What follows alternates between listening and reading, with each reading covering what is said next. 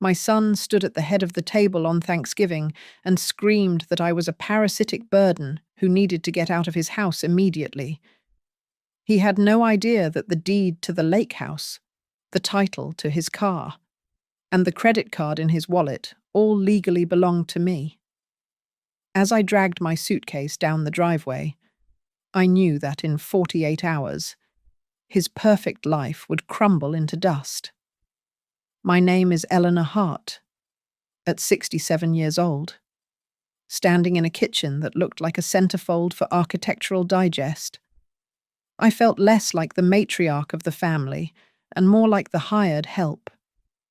My knuckles were swollen, throbbing with a dull, rhythmic ache from the arthritis that always flared up when the Minnesota winter settled over the lake. But I kept chopping the parsley. I had been on my feet since 5 in the morning, preparing a feast for 22 people who were currently sitting in the adjacent dining room, laughing and clinking crystal glasses that I had washed by hand just hours before. The house was magnificent. A 2-story contemporary structure with floor-to-ceiling windows overlooking the frozen expanse of the lake. My son, Daniel, sat at the head of the long oak table. He was 38, handsome in the way men who have never done manual labor are handsome soft hands, manicured nails, and a jawline that had only ever clenched in corporate boardrooms, never against the grit of coal dust. "It is not just about the market," Daniel was saying, his voice booming with the confidence of a man who believes he built his world from scratch. "It is about smart asset management. You look at this place. Look at the Tesla in the driveway. That is engineering success. But honestly, the real challenge is the overhead. It is the pressure of carrying dead weight." I froze, the silver serving spoon hovering over the mashed potatoes. Beside him, his wife Brooke adjusted her silk napkin. She was a woman who lived her life through the lens of a camera, documenting her curated existence for an audience of strangers. She took a sip of wine and let out a sigh that was meant to be heard by the entire table. "Daniel is too polite to say it directly," Brooke said, her voice dripping with faux sympathy. "But with inflation at 7%, the cost of maintaining a household this size is astronomical. And when you factor in feeding and housing another adult who contributes absolutely nothing, well, it is exhausting." A few cousins nodded. My sister, sitting 3 chairs down, looked at her plate. I walked into the dining room with the turkey. The heavy platter strained my wrists. I set it down in the center of the table, waiting for a thank you that never came. Instead, Daniel pushed his chair back. The legs scraped violently against the hardwood floor, silencing the room. He looked at me, his face flushed with wine and entitlement. "I am done pretending. Mom," he shouted, his voice cracking slightly. "Everyone here knows it. You are a burden, a parasitic burden. I am 38 years old, and I am still taking care of my mother like she is a child. Look at you. You shuffle around here, using my heat, eating my food, living in my house." "Daniel?" I whispered, my hand gripping the back of a chair to steady myself. "No, do not Daniel me," he screamed, pointing a finger at my face. "If you want to stay in this house, you start paying rent like a normal tenant market rate. Or you pack your bags and find a nursing home that fits your pathetic budget. I am sick of carrying you." The room went dead silent. The only sound was the hum of the expensive refrigerator in the kitchen. I looked around the table. 22 faces. My niece, my own sister, the family pastor who had baptized Daniel. Not one of them met my eyes. The pastor cleared his throat awkwardly. "Well," the pastor mumbled, staring at his fork, "it is. It is a difficult economy for young families. Fairness is important. Betrayal is cold. I always thought it would feel like fire, but as I stood there, humiliated in front of the people I had loved for decades, I felt a strange, icy calm settle over my chest. The trembling in my hands stopped. I did not scream. I did not cry. I simply reached behind me and untied my apron. I folded it neatly and placed it on the sideboard next to the cranberry sauce. "This may be the last Thanksgiving I spend in this house," I said softly. I turned and walked toward the stairs. Behind me, I heard Brooks scoff. "Oh, God," Brooke muttered. "Here comes the guilt trip. She is such a drama queen." I climbed the stairs, my steps steady. I walked into the guest room they allowed me to occupy, the smallest room in the house facing the street, not the lake. I closed the door and locked it. I went to the closet and pushed aside the old winter coats. Behind a loose panel at the back, there was a small, fireproof safe. I spun the dial. Right to 20. Left to 10. Right to 5. The heavy door clicked open. Inside lay a stack of thick folders stamped with the gold logo of the Eldermore Urban Renewal Cooperative. To my family. Eldermore was just the obscure company where I had worked as a secretary for 40 years. To the state of Minnesota, it was a real estate empire. I pulled out the documents. My fingers traced the lines on the deed to the lake house. I looked at the title for the Tesla Model S. I looked at the billing statement for the platinum credit card Daniel had used to buy the wine they were currently drinking. Every single document bore one name in the owner's field, Eleanor Hart. I looked at the signature on the bottom of the deed, the ink still black and sharp. "You want independence?" I whispered to the empty room. "Okay. I will give you independence in the truest sense." To understand why I sat in that dining room and let my son humiliate me, you have to understand the dirt under my fingernails that no amount of expensive manicures could ever truly scrub away. My life did not begin in a lakefront mansion. It began 47 years ago in a dying coal town in Ohio, where the air tasted like sulfur and the snow turned grey before it even hit the ground. At 20 years old, I worked 2 jobs that barely kept the lights on. By night, I waited tables at a diner that smelled permanently of bacon grease and stale cigarette smoke. By day, I did data entry for the county urban planning office, typing up demolition orders for neighborhoods that were crumbling into the earth. I watched my hometown die one block at a time, seeing families evicted because they could not pay an extra $50 a month. That was where I met Marcus. He was a welder who smelled like ozone and hot metal. We married 6 months later in a courthouse ceremony that cost us $40. We moved into a basement apartment near the steel mill, where the walls rattled every time the shift whistle blew. We did not have money, but Marcus had hands that could fix anything, and I had a mind that refused to accept poverty as a permanent condition. "Look at these houses. L," Marcus would say, pointing at the boarded-up rows on our walk home. "They are good bones, just broken. We could fix them." When Daniel was born, we stopped buying anything that wasn't essential. We saved every penny until we had enough to buy a small, fire-damaged wooden house that the bank had foreclosed on.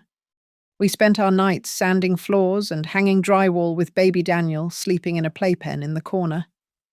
When it was finished, we didn't move in.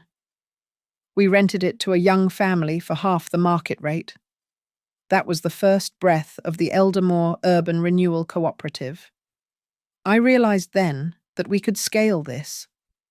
I spent my nights at the public library, teaching myself real estate law and tax codes. I learned how to leverage assets and how to structure a cooperative so that it prioritized long-term stability over short-term greed. I founded the company in my name to secure the financing, while Marcus ran the sites. Then came the financial crash of 2008, while the rest of the world screamed as their portfolios evaporated. Eldermore thrived. We bought entire city blocks for pennies on the dollar. We turned abandoned warehouses into safe, affordable apartments. We did not flip houses. We held them. But success has a price. Daniel was in high school when the call came. A cable had snapped on a site in downtown Cleveland. Marcus was gone before the ambulance even arrived. I remember standing at his grave, the black umbrella shielding me from the rain, looking at my 16-year-old son. I made a silent vow to Marcus right then. I would build the 1,000 units we had dreamed of. But looking at Daniel, who was already talking about wanting a sports car and designer clothes to fit in with the rich kids at his school, I made another decision. I decided to lie. I terrified myself with the thought that if Daniel knew he was the heir to a multi-million-dollar real estate empire, he would turn into a spoiled brat who never learned the value of work. So, I stayed in a small apartment. I continued to drive a 10-year-old sedan. I told him I was just an administrative assistant at Eldermore, a low-level employee pushing paper for a faceless board of directors. We have to be careful.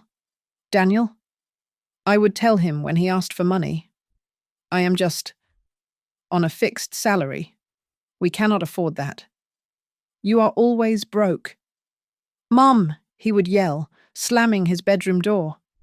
It is embarrassing. He grew up watching me clip coupons, believing it was out of necessity, not choice.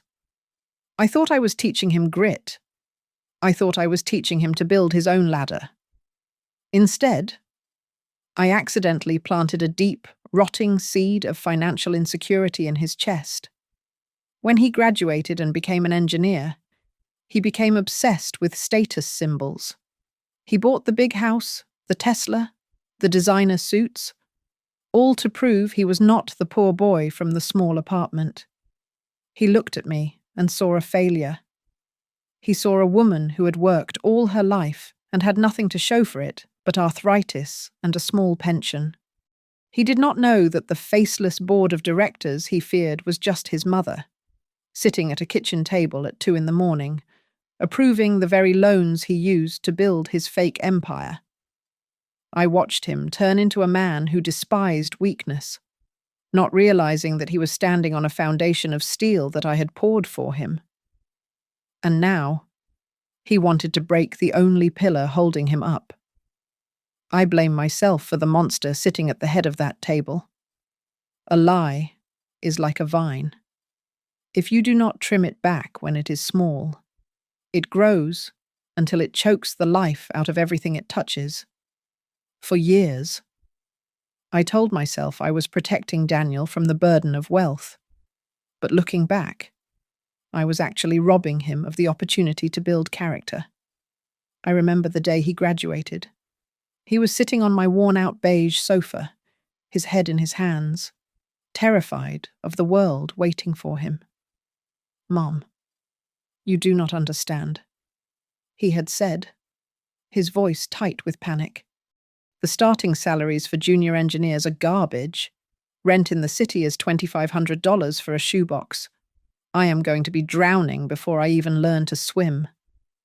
It broke my heart to see him so defeated before he had even started. So, I offered the poison apple. I know someone, I said, keeping my voice casual as I poured him tea. Through my job at the cooperative.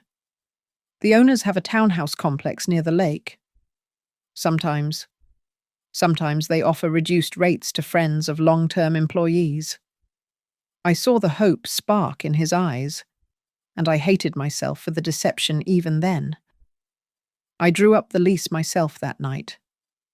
The landlord was listed as Eldermore Urban Renewal Cooperative. The tenant was Daniel Hart. The rent was set at $1,200 a month, less than half of the market value. In my mind, I justified it as an employee benefit, a subsidy that I could absorb without blinking. Then Brooke entered the picture. She came from a solid middle-class family and had an eye for aesthetics that terrified me. When she first walked into the lake house, she didn't see a discounted rental. She saw a stage for her life. Oh my God. Daniel. She had squealed, spinning around the living room. We can do so much with this light. It screams success. Within a month, she was posting photos of the breakfast nook I had paid for. The captions always read, self-made or grind set. She built an entire brand as a minimalist life coach based on a lifestyle that was being subsidized by the mother-in-law she barely tolerated. Then came the credit card. I gave Daniel a supplementary Platinum American Express card under my account when he got engaged. This is for emergencies only. Daniel, I had told him sternly, if you get stranded, or if there is a medical issue, use this. I know. Mum, I promise. He had said. 2 months later, I saw a charge for $5,000 for a wedding venue deposit. Then $2,000 for a vintage leather sofa. Then a trip to Bali, every month. I sat at my desk with the bill in my hand, intending to call him. I would pick up the phone, rehearse the lecture about fiscal responsibility, and then I would put the phone down. I told myself I was letting him focus on his career. I told myself that the profits from Eldermore were so vast that these charges were drops in the ocean. But deep down, the ugly truth was that I was buying his affection. I was terrified that if I cut off the money, I would lose the little access I had to his life. The contrast became grotesque. I was still driving a 15-year-old Ford pickup truck with a rusting tailgate. I wore a winter coat that I had bought at a thrift store in 2010. Meanwhile, Daniel stood at neighborhood barbecues, holding a craft beer, gesturing toward the house. Yeah, we bought at the right time.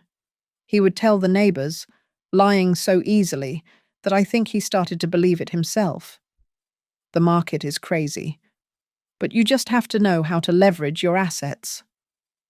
I stood next to him in my worn shoes, silent.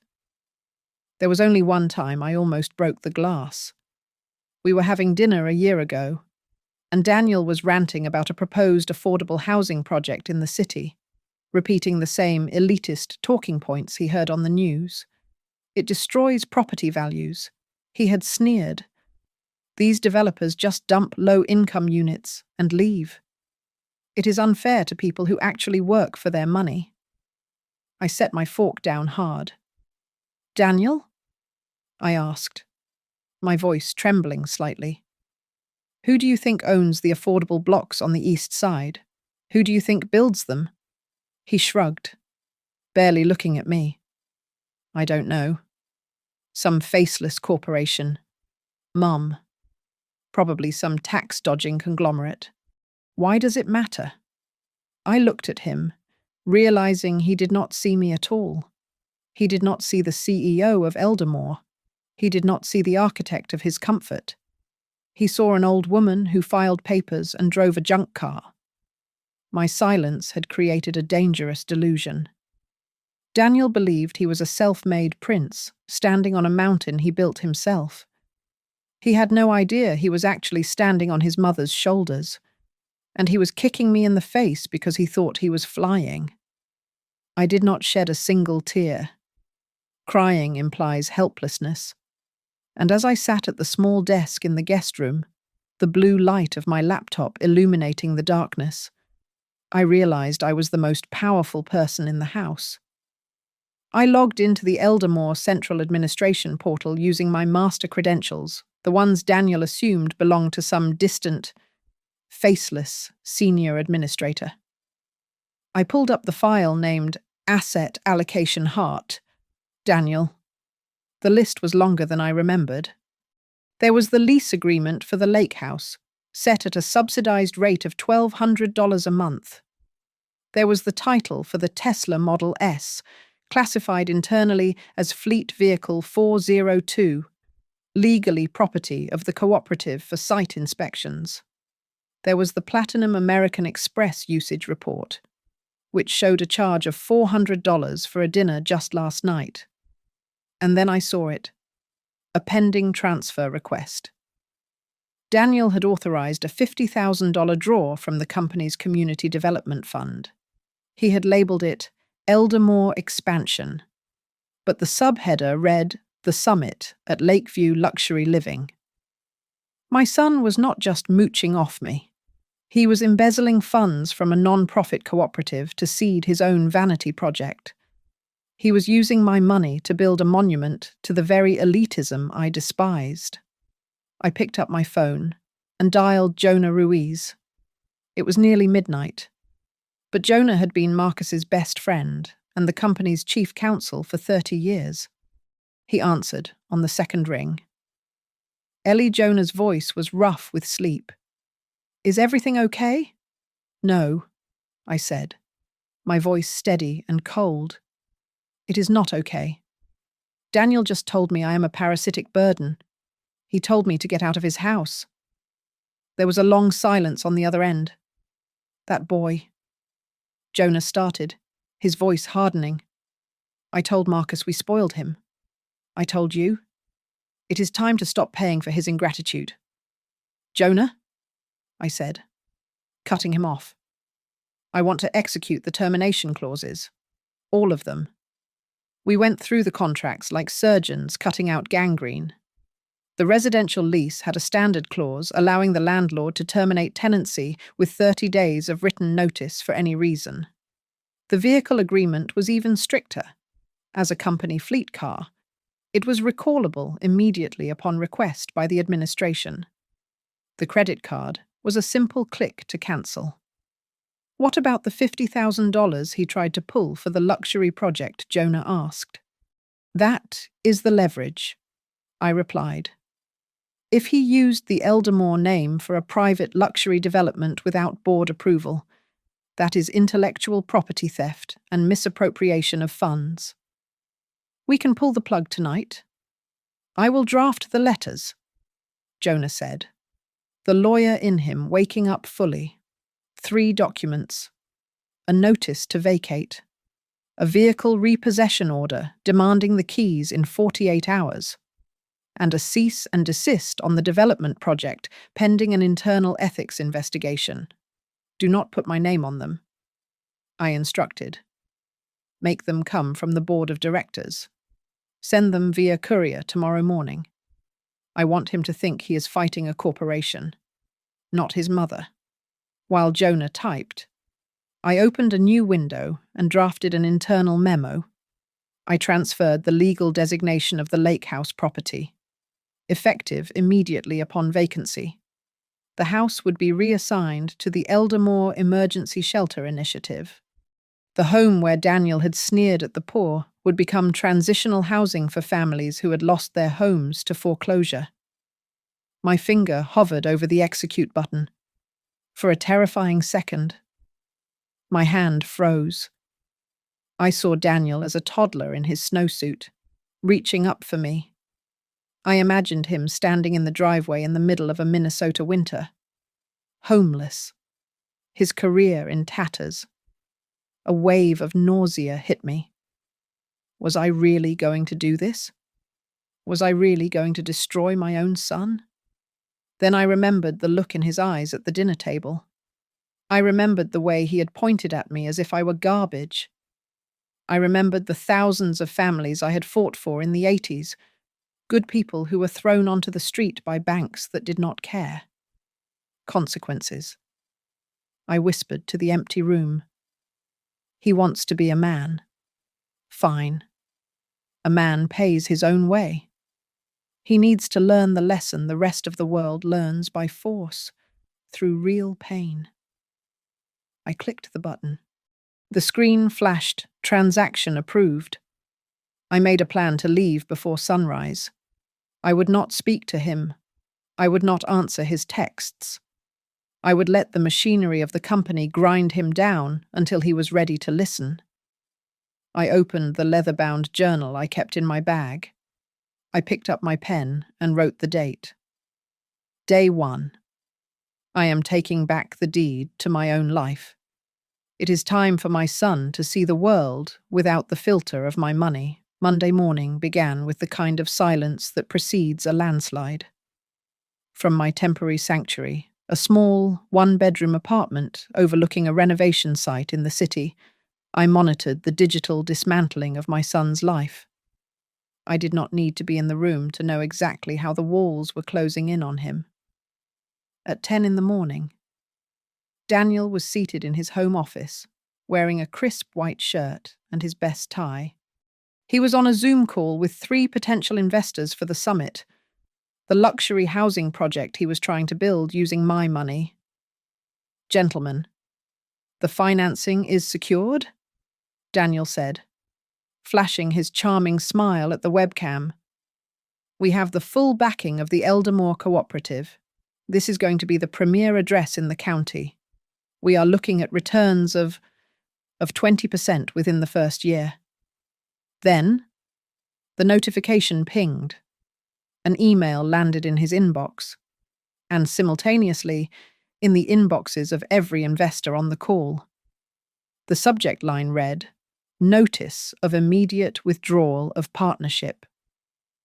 Daniel's smile faltered. He clicked the email. I imagine his face draining of colour as he read the words, due to serious ethical misconduct and unauthorised use of company funds. Eldermore Urban Renewal. Cooperative is severing all ties with Daniel Hart. Effective immediately. Daniel, one of the investors, asked, Is there a problem? We just got a very disturbing email. It is just a glitch, Daniel stammered, sweat breaking out on his forehead. I will call the board. It is just a misunderstanding. While Daniel was scrambling to save his reputation, the second domino fell across town. Brooke was standing at the counter of a high-end boutique, a pile of cashmere sweaters on the glass surface. She handed the cashier the heavy platinum card, the one linked to my primary account. Decline, the cashier said flatly. Try it again, Brooke snapped, tapping her manicured nails on the counter. That is a platinum card. It has no limit. I am sorry, ma'am, the cashier replied, loud enough for the line of people behind her to hear. The issuer has reported this card stolen or compromised. It has been deactivated by the primary account holder, a Mrs. Eleanor Hart. Brooke's face went crimson. She grabbed her purse and stormed out, dialing Daniel's number. But he was too busy watching 2 men in coveralls hook his pickup truck to a tow truck in his own driveway. Hey, what are you doing? Daniel screamed, running out of the house in his socks. That is my truck. It is a bonus from my company. The driver didn't even look up as he secured the chains. Work order says this is Fleet Vehicle 402, property of Eldermore, the man said.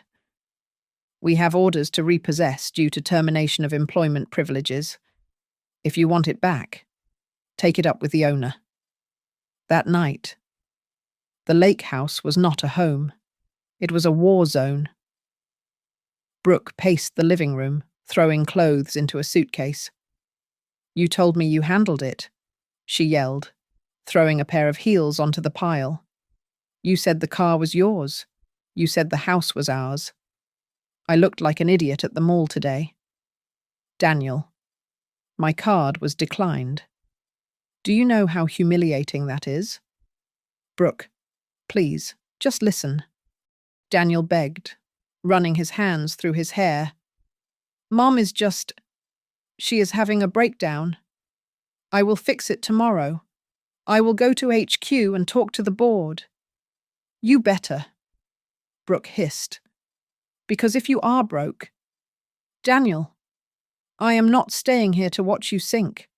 My parents in Texas have a guest room, and I am not afraid to use it. The next morning, Daniel walked into the headquarters of Eldermore for the first time in his life. He bypassed the receptionist and marched toward the elevators, but he stopped dead in the lobby. Lining the walls were dozens of black and white photographs. They showed the history of the company. There was Marcus, young and covered in drywall dust, laughing. And next to him, in every photo, was me. Me holding blueprints. Me negotiating with city officials. Me wearing a hard hat. Pregnant with Daniel. He stared at the photos, realizing for the first time that the secretary mother he despised was actually the architect of the entire building he was standing in. He stormed into the conference room. Jonah Ruiz was waiting for him, flanked by 2 other board members. "This ends now," Jonah Daniel shouted, slamming his hand on the table. "Where is the chairman? I want to talk to the person in charge, not the legal help. I want to know why you are ruining my life." Jonah sat calmly, his hands folded over a file. "The chairman is currently on medical leave," Jonah said, his voice devoid of warmth. "She will meet with you when, and if, she feels ready. Until then, everything follows protocol." Jonah slid a paper across the table. "This is a notice regarding your residence." Jonah continued. "Your subsidized lease is cancelled. If you wish to remain in the lake house, you will need to sign a new lease at fair market value. That will be $4,500 a month, plus utilities, $4,000. Daniel gasped. "That is double what I pay. That is insanity. That is the market." "Daniel," Jonah said coldly, "you have been living on a scholarship funded by the woman you called a parasite, and regarding your unauthorized use of the Eldermore brand for your luxury condos, we are preparing a lawsuit for trademark infringement." "I want to see her," Daniel whispered, his voice trembling. "I need to see my mother." "She does not want to see you," Jonah replied. "Miles away." I sat in my small apartment, listening to Jonah's report over the phone. I looked out the window at the construction crew repairing a roof across the street. My chest ached with the instinct to run to him, to fix it, to write a check and make the fear go away. But I forced myself to stay seated. Let him sit in the wreckage. "Jonah," I said softly into the phone. "The foundation has to be completely cleared before we can build anything real. The collapse of Daniel's curated existence took exactly 7 days. I watched from a distance as the life he thought he owned was stripped away, layer by artificial layer. It started with Brooke. I had always known my daughter-in-law loved the lifestyle more than the man, but even I was surprised by the speed of her exit. On Tuesday, while Daniel was still frantically trying to reach me, Brooke was packing her Louis Vuitton suitcases. She did not just leave, she erased him. She took the large wedding portrait from the hallway, the one that had cost $3,000 to frame, and left it shattered on the floor. When Daniel came home to an empty house, he found a note on the granite island. It was short, written on her personalized stationery. "I did not sign up for a poverty contract with you." The note read, "Do not call me until you fix this." She unfollowed him on Instagram before she even reached the airport. The next blow came from his job. On Wednesday, Daniel was summoned to the senior partner's office. He walked in expecting a strategy meeting about how to spin the Eldermore withdrawal. Instead, he was met with a file folder. "We received a formal notice of an ethics investigation from the Eldermore board," his boss said, not offering Daniel a seat. They are alleging misappropriation of funds and intellectual property theft. Daniel, you are a liability. But it is just a family dispute, Daniel stammered, his hands shaking. I can smooth it over. We are suspending you from all client-facing projects. The boss interrupted. Indefinitely. And we are adjusting your salary to the base associate rate. We cannot risk our reputation on someone who steals from non-profits. By Friday, Daniel was desperate.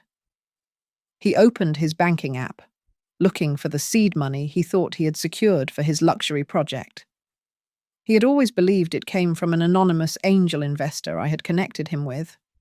He finally pulled up the original loan documents, reading the fine print for the first time in years.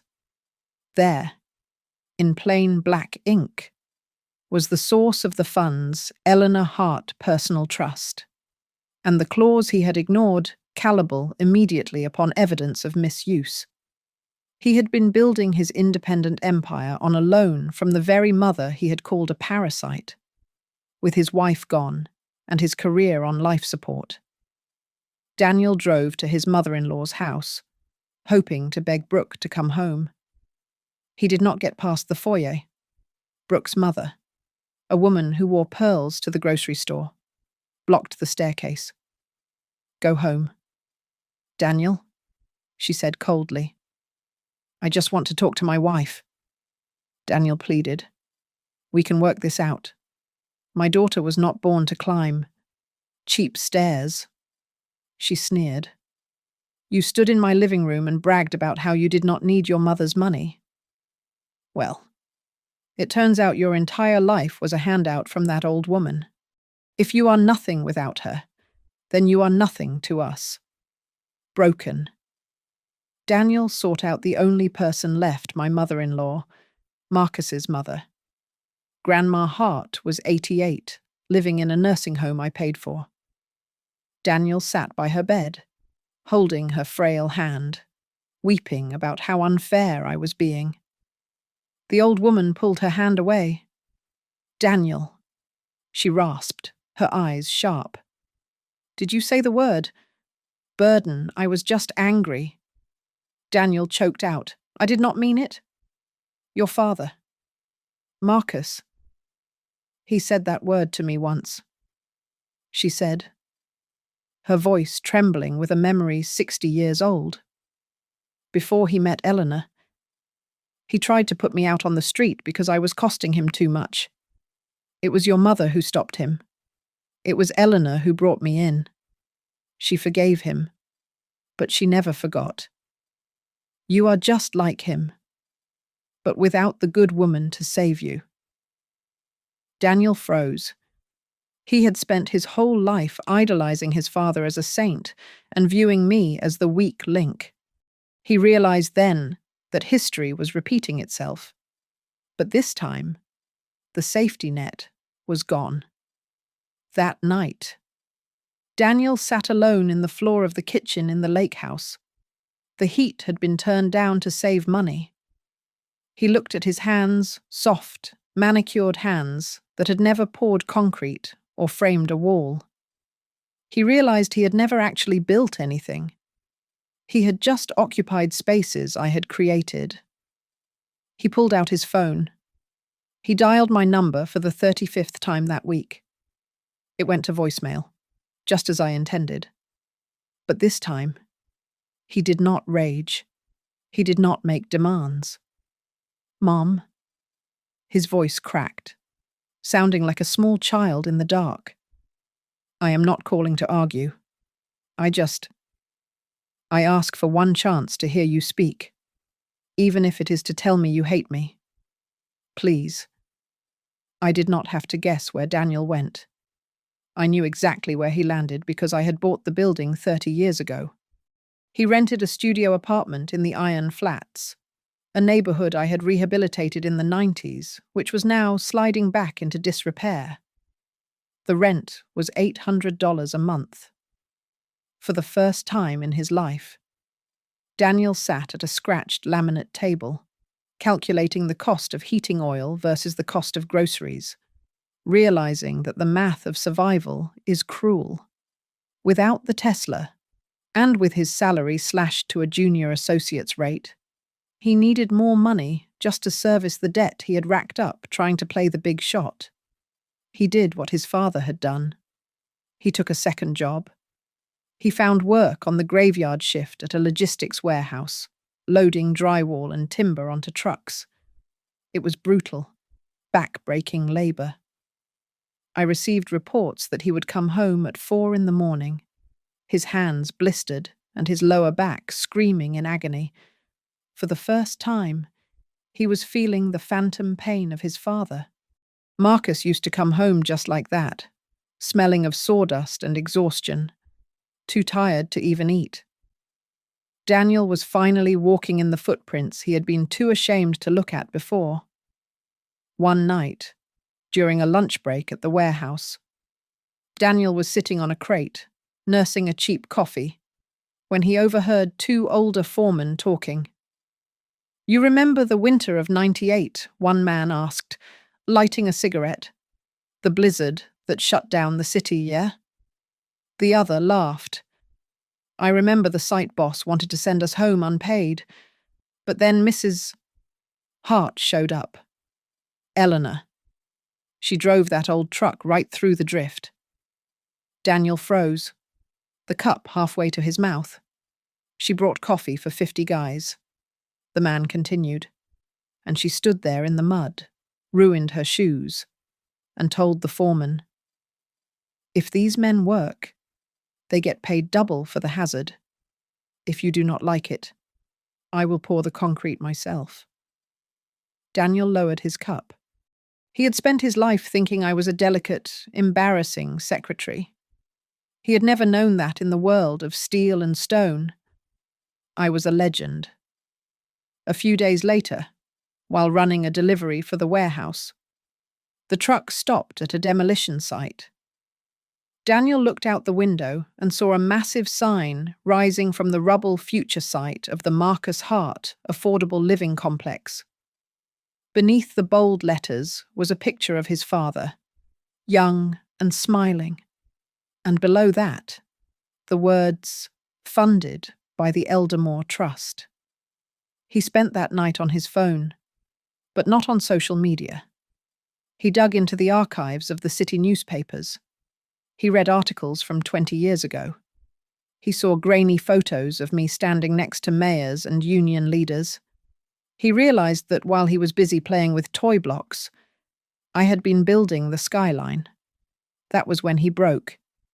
He put on his only remaining suit, which now hung loosely on his frame, and walked into the Eldermore offices. He did not ask for Jonah. He did not ask for me. He walked to the HR department and filled out an application for a short-term contract as a site safety supervisor, a job for recent graduates. He was assigned to Site 9. His manager was Lila, a 26-year-old engineer from a farm family in the Dakotas who had clawed her way up through scholarships I provided. She knew exactly who he was, and she did not care.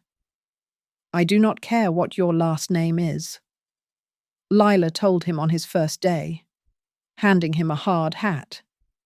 "If you are late, you are fired.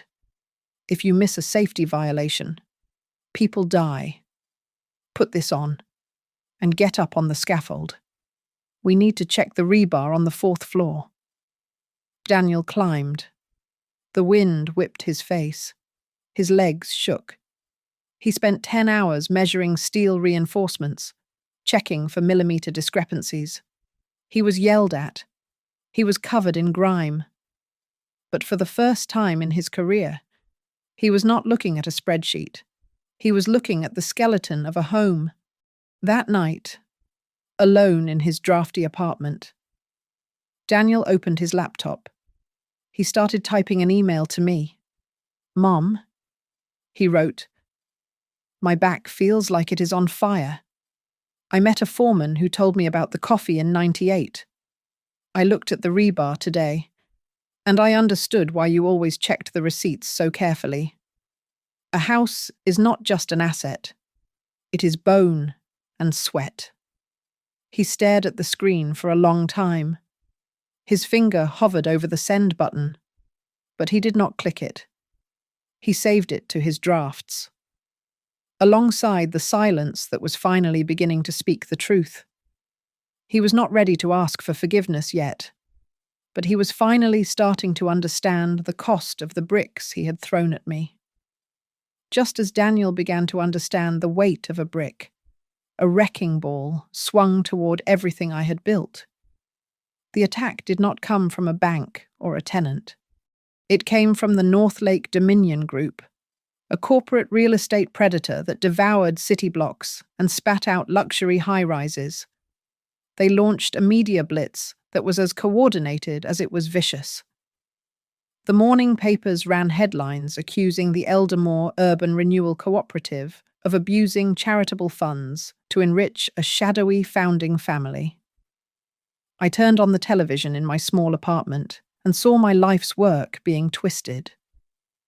A reporter stood in front of one of our oldest buildings, a structure we were currently renovating, and called it a disguised slum.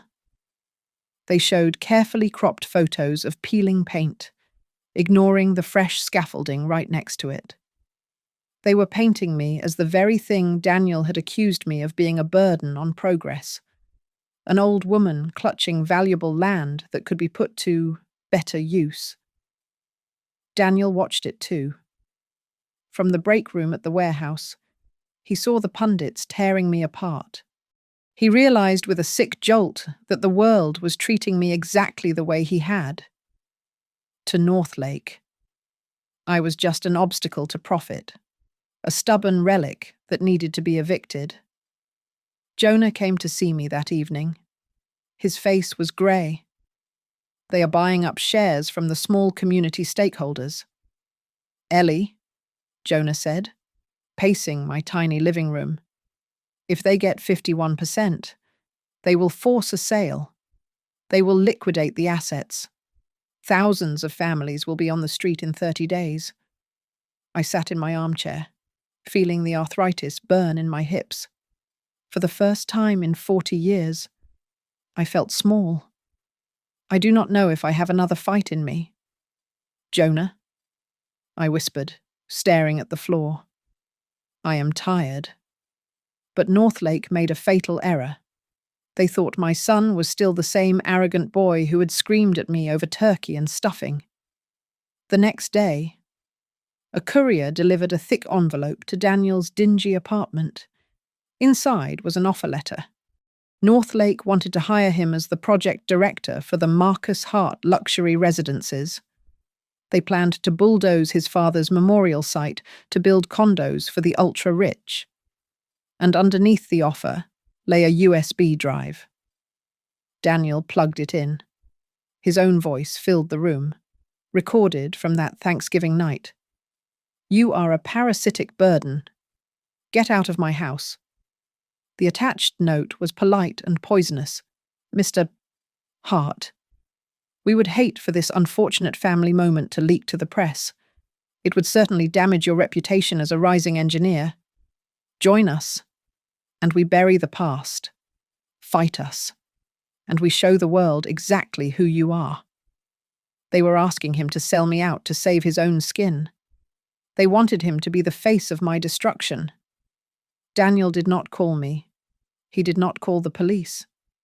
He put on his safety vest, grabbed the envelope, and walked straight into the Eldermore boardroom. I was not there.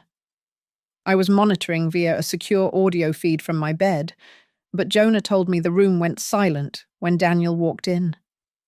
Lila, the young engineer who despised him, crossed her arms and glared. I am not here to ask for my job back, Daniel said, his voice steady. He placed the USB drive on the mahogany table. Northlake tried to blackmail me. They have a recording of me yelling at my mother. They think I am scared enough to help them destroy this company. He looked at Jonah, then at Lila. I am not scared, Daniel continued. I am the one who said those things. I own that shame. But I will not let them use my mistakes to tear down my mother's legacy. I know how Northlake operates. I know their financing models because I used to worship them. Lila picked up the offer letter.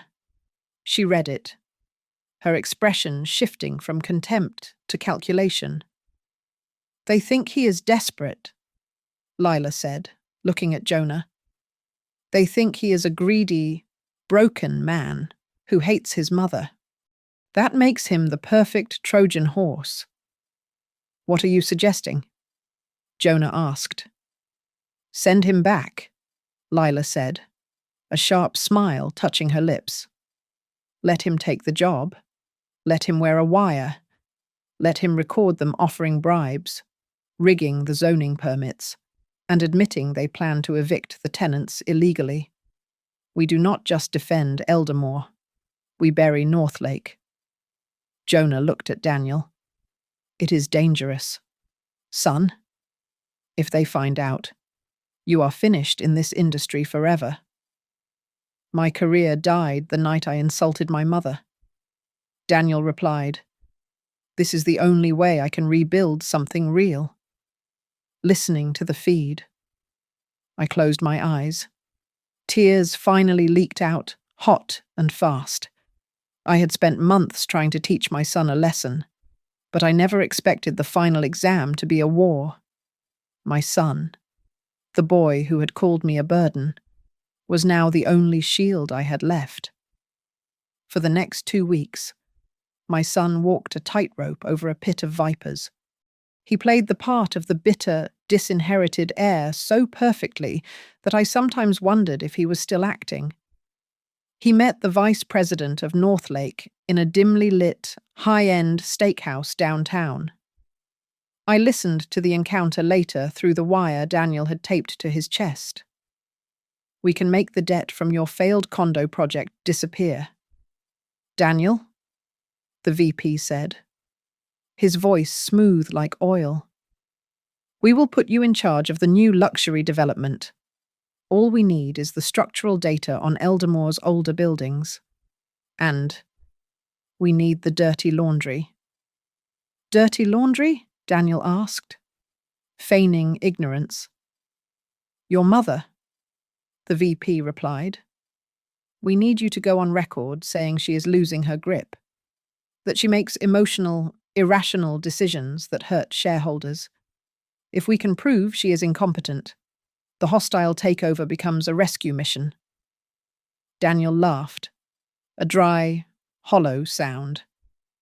Oh, she is emotional, all right, Daniel said. She cares about people more than profits. It is pathetic. Exactly. The VP chuckled. Get us the files, and you will be back on top. Daniel brought the recordings to Jonah the next morning. We had enough evidence for an SEC complaint and a massive lawsuit for corporate espionage, but Jonah insisted we needed to win the court of public opinion first. We needed a face to go on television and expose the rot. It should be you. Ellie. Jonah argued. You are the victim. No, I said, shaking my head as I sat in the safe house apartment. The public loves to hate a powerful woman. If I go out there, they will just see a stubborn old lady protecting her purse. We need a man to admit he was wrong. We need a penitent. I looked at Daniel's photo on the wall. We had not spoken face to face since Thanksgiving. The decision was made for us the next day. Grandma Hart fell in the nursing home hallway, fracturing her hip. Daniel rushed to the hospital. I arrived 10 minutes later, but I stayed in the waiting room, hidden behind a magazine, watching him through the crack in the door. My mother-in-law, hopped up on pain medication, grabbed Daniel's hand with a grip that defied her age. She fought them alone. You know, Grandma whispered to him. 30 years ago, the city wanted to tear down my block. Eleanor stood in front of a bulldozer. She stood alone. Now Now it is your turn to stand for her. 2 days later, Daniel sat under the hot lights of the Minnesota Morning Studio. The segment was titled, "The Crisis of Affordable Housing." The reporter, a sharp woman named Sarah, introduced him simply as a former engineer for Eldamore. "So, Mr. Hart," Sarah began, "you claim that the North Lake Group is not actually interested in urban renewal?" Daniel looked at the camera. He took a deep breath. "That is correct," Daniel said. "But I am not just an engineer. My name is Daniel Hart. Eleanor Hart is my mother." The producer in the booth stood up. This was not in the script. For years. Daniel continued, his voice shaking slightly. "I lived in a house my mother paid for. I drove a car she bought. And on Thanksgiving, I stood up and screamed that she was a burden. I called her a parasite because she would not give me more money to build a vanity project." The studio was dead silent. "I was the parasite," Daniel said, looking directly into the lens. "And Northlake knows that. That is why they tried to recruit me. They thought I was moral garbage. They were right about me, but they were wrong about her." He pulled out his phone and pressed play. The voice of the Northlake VP boomed through the studio speakers. "We need you to go on record saying she is losing her grip. If we can prove she is incompetent, the takeover becomes a rescue mission." The reporter's jaw dropped. "That was the vice president of Northlake," Daniel said, putting the phone down. "They are not trying to improve the city. They are trying to destroy the only woman who actually builds homes for the poor. And they tried to use her own son to do it." The interview ran 10 minutes over time. By the end, the station's phone lines were jammed. That was incredibly brave.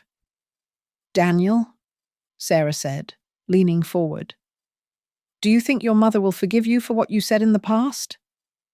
Daniel looked straight at the camera. His eyes were red, but dry. "I am not doing this to ask for forgiveness," he said softly. "I am doing this because thousands of families are sleeping under roofs my mother built. I finally understand that you have to earn the space you occupy in this world. I am just trying to pay my rent." The fallout from the television interview was immediate and catastrophic for Northlake. Within 48 hours, their stock value plummeted by 30%, and the Securities and Exchange Commission announced a formal investigation into their acquisition tactics. The small shareholders of Eldamore, who had been wavering, suddenly refused to sell. The public had chosen a side, and for once, the hero of the story was an old woman with a cane, not the suits trying to evict her. But the battle for the company was over. The battle for my family was just entering its final chamber. The board called a special session to determine the future leadership structure and, more importantly, the fate of Daniel Hart. For the first time since Marcus died in 2001, I walked through the front doors of the headquarters not as a visitor, but as the chairwoman. I used a cane to steady my steps, my body thinner than it had been a year ago, but my eyes were dry and clear. I took the seat at the head of the mahogany table. Daniel sat at the opposite end, looking smaller than I had ever seen him. Jonah stood up and read the summary. "Daniel Hart is a paradox," Jonah said, his voice echoing in the quiet room. "He is the liability who exposed us to risk by using our brand for unauthorized projects. He is also the whistleblower who saved us from a hostile takeover. The question before the board is simple. Do we sue him, forgive him, or employ him?" The board members murmured. Half of them wanted him gone to set an example. The other half argued that firing him now, after he had publicly defended the company, would be a PR disaster. They turned to me, I did not speak immediately. I reached for the remote control on the table and pointed it at the large screen on the wall. I pressed play. The audio from Thanksgiving night filled the room, amplified by the high-quality speakers. The sound of clinking silverware was sharp, followed by Daniel's voice, distorted by rage but unmistakable. "You are a burden. A parasitic burden. I am sick of carrying you on the screen." I projected the security footage from that night. It showed me a 67-year-old woman dragging a heavy suitcase down the driveway in the snow, while the lights of the warm house glowed behind me. The board members looked down at their papers, unable to watch. Daniel did not look away. He stared at the screen, his face pale. When the clip ended, the silence was heavy enough to crush a man. "Daniel," I said, my voice low, "tell this board exactly what you have done for the last 6 months. Do not embellish. Do not leave anything out." Daniel stood up. He did not smooth his tie. He did not use his corporate voice. "I have been working the graveyard shift at a logistics warehouse," Daniel began, his voice raspy. "I loaded drywall for $12 an hour until my hands bled. I lived in a studio apartment with no heat because I could not afford the oil. I tried to sell my mother out to Northlake to get my life back, but I couldn't do it. I realized that the only thing I had ever built with my own hands was a pile of lies." He looked at me. "If Eldamore wants to sue me, I accept it," he said. "If you want me to leave, I will go. But if there is any place for me here, I do not want to be a director. I want to be on the site. I want to work where I have to do more than just talk." The debate that followed was tense, but eventually, the board ceded the floor to me. I looked at my son. I saw the lines of exhaustion around his eyes. "There will be no criminal charges," I announced, my tone final. "However, Daniel Hart is banned from holding any financial management position within Eldamore for 5 years. He is forbidden from using the Hart family name on any personal ventures. We will employ him, effective immediately, as the site supervisor for the Marcus Hart complex." Daniel let out a breath he seemed to have been holding for weeks. "The salary is $65,000 a year," I continued. "And there is one condition. If you ever refer to this family or the people we house as a burden again, you will be terminated for cause. Do you accept?" "Yes," Daniel whispered. "I accept." When the meeting adjourned, the board members filed out, shaking my hand one by one. Finally, it was just the two of us. The room smelled of floor wax and old paper. Daniel walked toward me but stopped a few feet away. "Mom," he asked, his voice trembling. "Do you still think I am a burden?" I looked him straight in the eye. "From the moment you stood on that television stage and admitted your fault, you stopped being a burden," I replied. "But you are not a pride yet either. To become a pride, you have to build something that stands up without my hand holding it together. Go to the construction site. Daniel, when you build the first block that does not collapse under its own weight, come back and ask me that question again." He nodded, swallowing hard, and turned to leave. The heavy door clicked shut behind him. I sat alone in the chair my husband used to occupy, surrounded by blueprints of the future. My revenge was complete. I had not destroyed my son. I had destroyed his delusion. Now, it was up to him to decide what kind of man would rise from the rubble. Thank you so much for listening to my story. I would love to know where you folks are tuning in from. So please drop your city or country in the comments below. let's get a real conversation going. If you enjoyed this journey, please make sure to subscribe to Grandma's Family Diary. Smash that like button and hit the hype button to help this story reach even more people. Take care of yourselves and your families.